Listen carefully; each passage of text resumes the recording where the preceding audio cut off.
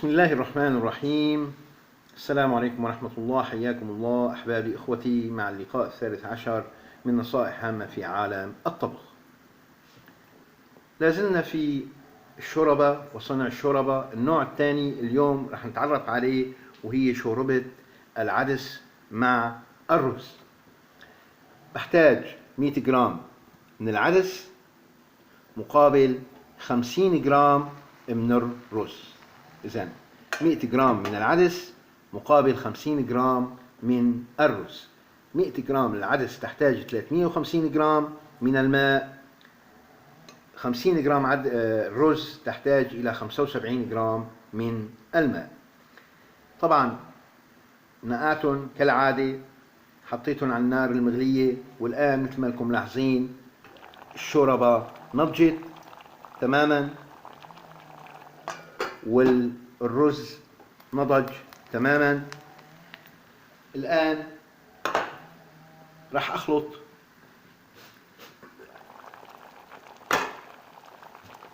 الرز، صبه فوق العدس. راح أصب الرز فوق العدس وأخلطه خلطة بسيطة وطفي تحته مباشرة. الآن صار جاهز الرز مع العدس، مثل ما لكم شايفين الرز مع العدس. طبعا جبت لحم كباب مع البصل، شوحتهم بهالطريقة هاي.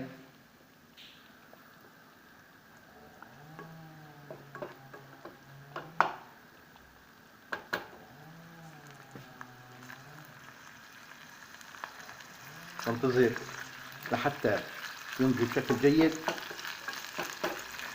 أنا ما بحب أطول عليكم بالفيديو ولذلك نجهز كل شيء. طبعا اللحم مع البصل، 50 جرام رز مع 100 جرام عدس منطبخين كل واحد على حدة، مخلوطين مع بعض. الآن مثل ما لكم شايفين اللحم مع البصل استوى. بطفي تحته مباشرة. راح اجيب طبق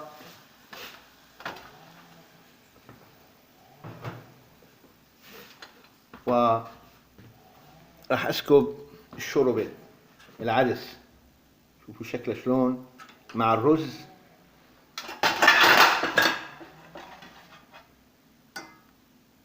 شوربة العدس مع الرز.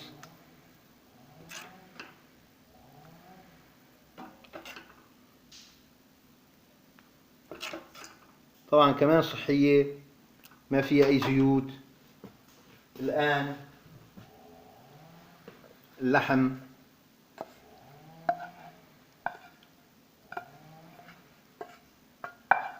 مع البصل مع قليل من الزيتون، ممكن أرش قليل من البهار عليه، قليل من الفلفل، وعصرة ليمون فوقه.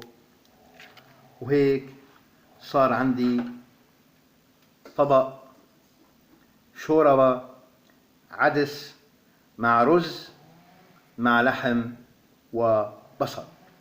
إذن الوصفة سهلة جدا. 100 جرام من العدس، 50 جرام من الرز، بينطبخوا كل مين على حدة، بينخلطوا مع بعض. بكون مقلي اللحم والبصل، بضعهم فوقهم، وهيك بإذن الله بتكون الوصفة سهلة على المعدة.